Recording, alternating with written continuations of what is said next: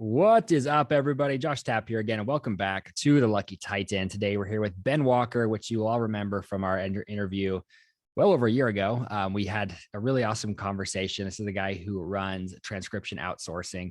This guy has a really fun business model. It's honestly very simple, but they've done such a great job of scaling it out and making it into just an incredible business.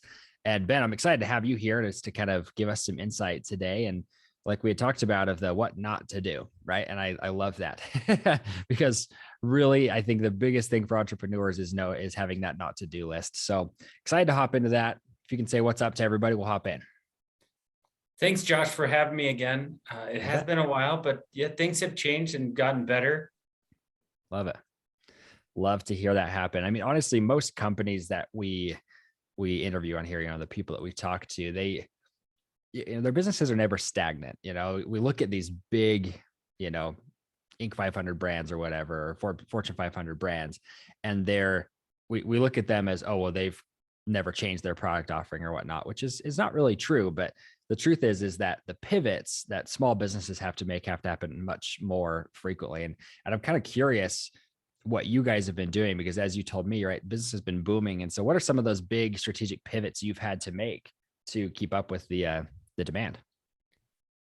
Well, the original pivot, and I hate using that word because so many people use it, but the original diversification that we went through was adding the other kinds of transcription services we offer.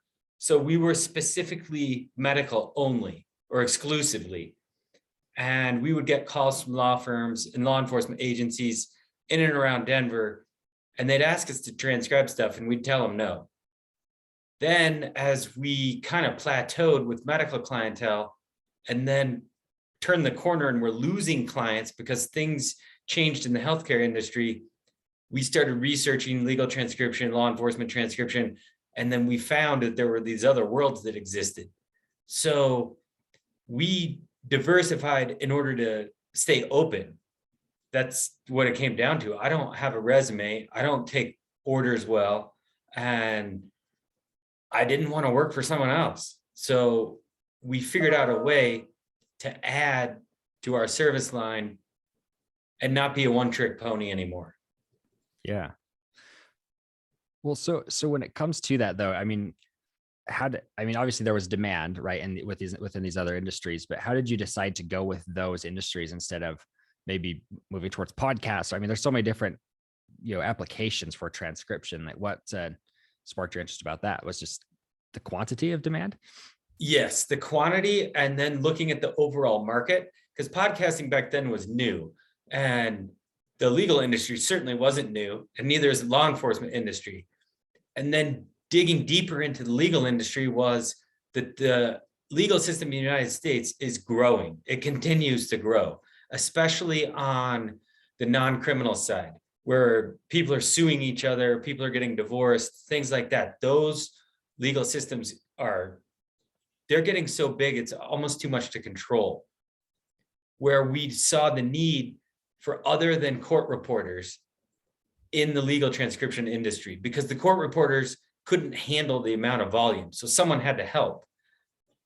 Then in law enforcement, we found out that their budgets were shrinking. So when their back office staff were retiring or moving to new positions, they weren't filling them with new back office staff. So they were coming to us. And then we realized quickly that that was going to continue to happen. And then obviously in the last 3 years, law enforcement budgets have gotten even smaller. So we're getting more calls to help them keep up with the amount of reports and interviews that they need help with. So a little, I guess, I don't want to say common sense, but it kind of was common sense. I mean, it seemed simple, and it was simple. Not everyone will go with that, though. They want to sometimes complicate it too much or think too much about it and then not jump on the opportunity when it presents itself. So yeah, jumping on the opportunity when it presents itself and not overanalyzing. Because when you are pivoting or diversifying, you may go the wrong direction one time, but at least you went the direction to try it out, to see if it would work. Like, we don't get a lot of podcast transcription. we've offered it and we have a landing page on our website. We just don't get a lot of it. At least we try. You know what I mean? Like, Yeah. and then the ones that you do well with, like we do well with legal transcription and law enforcement transcription, then we press on the gas harder in those industries and go after it even more. Yeah. Well, and you know, it's funny because there are a lot of risks with entering new industries, and because it's changing your customer, and so your language has to change, your websites have to change, your marketing in general has to change. Did you feel like you had to do a lot of that, or did you feel like it just kind of naturally happened? We did do a lot of it. We had to learn those other industries. Like I didn't know anything about law enforcement. And that's, I mean, it's kind of a good sign that I didn't know anything about it, but now I know Yeah. all about it. Just learning the lingo and talking to detectives and talking to sergeants and police chiefs. Now I know how to talk to them. And now I also know how to talk to a clerk of a court at a courthouse anywhere in the country. I know what they're talking about. So yeah, you do have to learn it. Otherwise they won't go with you, or they won't even give you the time of day if you can't speak their language. It is a risk, but everything's a risk. I mean, if you want to be successful or moderately successful, you're going to have to take some risks.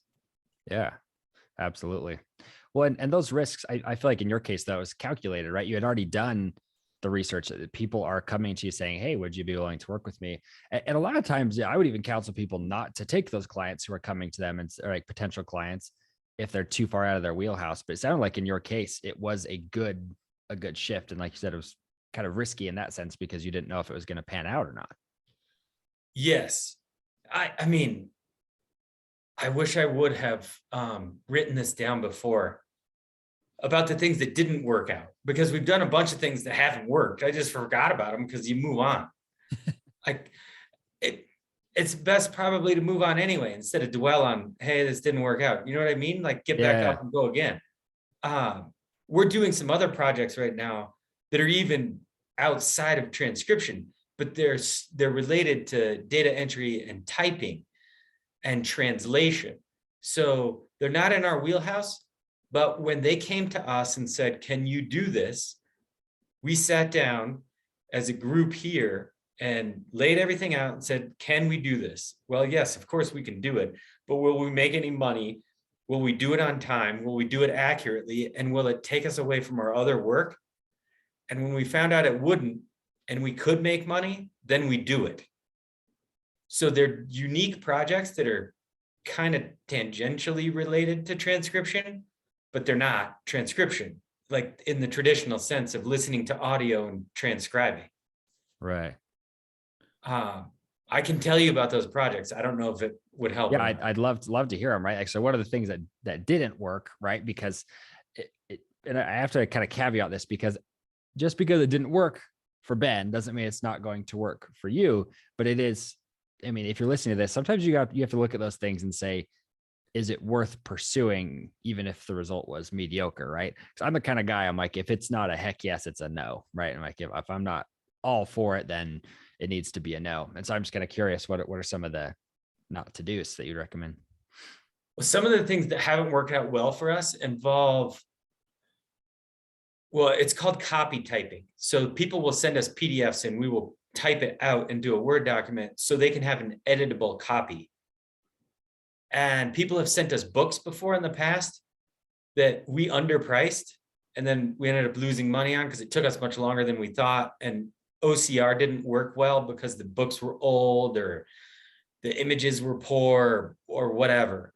But some of the projects that have worked are the same type of project, but we price it correctly and we do more research before we commit to it. Like we're doing one right now for the Idaho Department of Water Resources. They have 125 years of leather-bound books that measure water levels all over the state of Idaho. And it needs to be digitized for public consumption and modeling so they can figure out how much water is going to come out of Idaho into the neighboring states or into their reservoirs or whatever. It all needs to be digitized. We've lost money on projects like that before, but this time we did enough analysis to figure out how to make money on it. and to get it back to them done correctly and on time or early. So it's not traditional transcription, and we'd lost money on a project like this before. Now we're doing it correctly. We have the right people, and we're not pulling away from our clients that we already work with. Yeah. I don't know if you knew this. I'm from Idaho, so that's funny. Okay. Oh, cool. I live in Idaho. And water levels are great here, it seems like, but who knows? I'm obviously not in that realm. But yeah, so I love that. So it's learning to know which projects are going to be most profitable for you. And do you find that like government projects end up just having a longer sales cycle like those, or do you feel like they're working better? They do have a longer sales cycle 99% of the time, and it's because they have to get approval to spend the money. Right. So like a project like this, they knew they had to do it, and we've been talking to them since last summer. They had to get it into the budget, and then they had to get approval for it before they could ever say, hey, we're ready to go and we're going to ship you the books.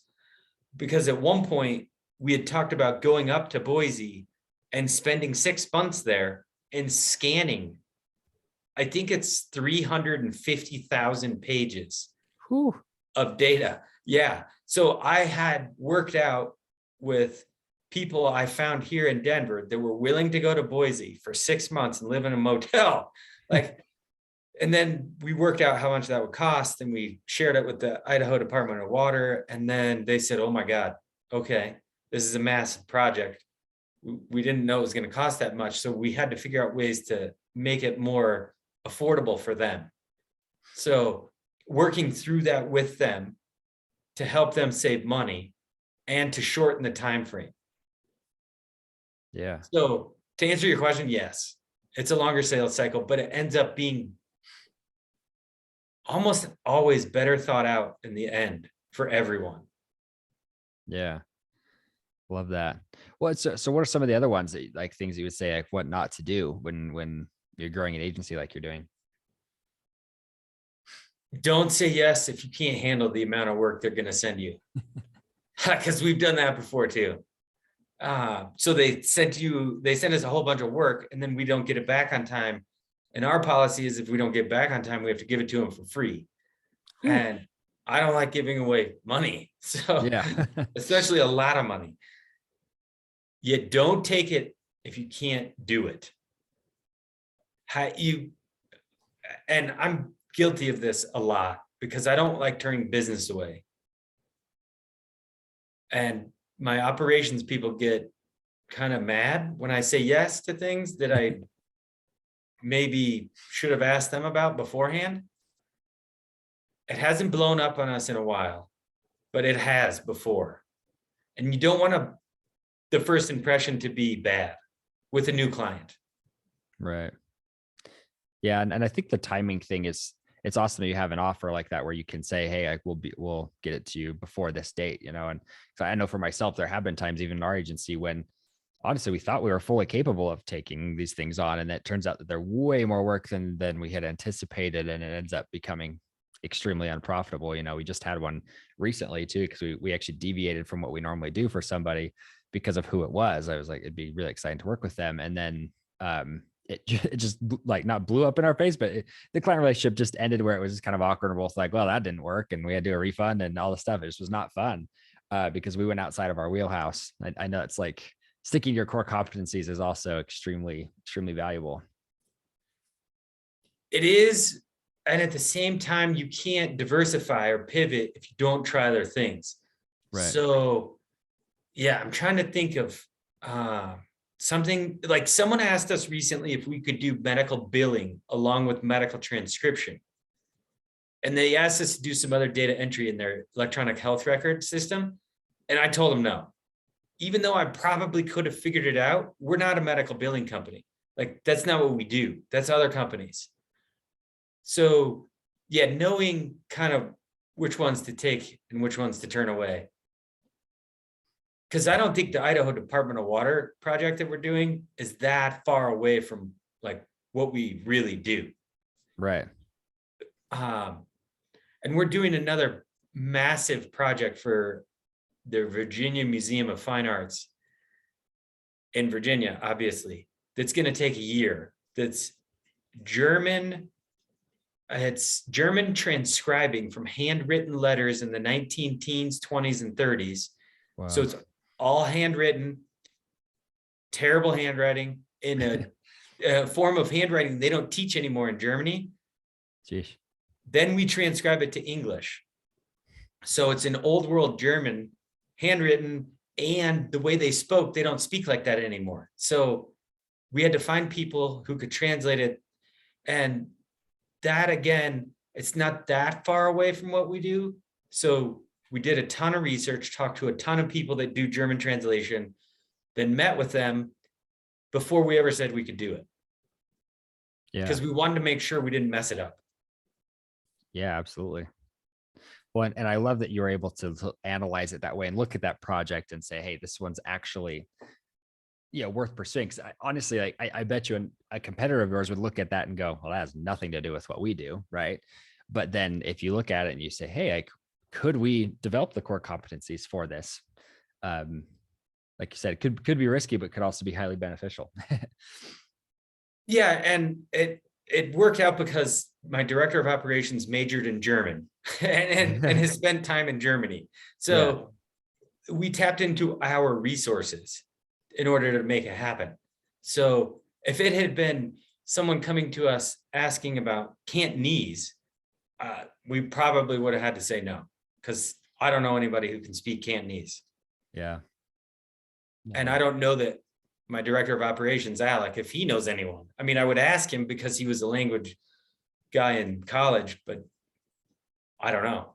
Yeah, I probably would have said no. Yeah, because it's funny sometimes that you do have those random connections though, where you could make it work. So, we are coming up to the end of the interview here, and I wanted to ask you a couple things. So, if you could give our audience a key takeaway, like saying, "Hey, this is one tip that you could give them, they could go apply today," what would that be? Oh, I bet I said this before, but get as much PR as possible. I can't stress that enough. Public relations is tremendously important because people can't buy what you're selling if they don't know you exist. Right. Love that. It's so interesting to me that people don't do it as often as they should, going out there and getting that PR exposure, because it's huge. I mean, and I appreciate that tip. I mean, obviously our business is around because of that, right? So absolutely love that. Well then, so everybody, if you're listening to this show and you're saying, hey, we might need some help with some transcription work, or somebody who might, go to transcriptionoutsourcing.net. And then Ben, if you could give us one final parting piece of guidance, what would that be? I'd find either a coach or a group of people that are in your industry that you can talk to, because it doesn't matter what you're selling or providing. If you're new to it, you don't know everything about your industry. There's no way to know it. You just can't. And Google doesn't know all the answers, I promise. Find an industry trade group or a mentor who's been in it before that can help you, because that's also, it's so helpful to have someone to bounce ideas off of, or, hey, have you done this? Or have you tried this? Or what's this like? Yeah, it's more helpful than I think people realize. Yeah, I would agree with that 100%. Well, Ben, I appreciate you coming on and sharing your wisdom with us today. I know it's a short interview, but I always appreciate your time and you coming on the show. So once again, everybody, check out transcriptionoutsourcing.net, and we'll catch you on the flip side. Thanks, Josh, for having me.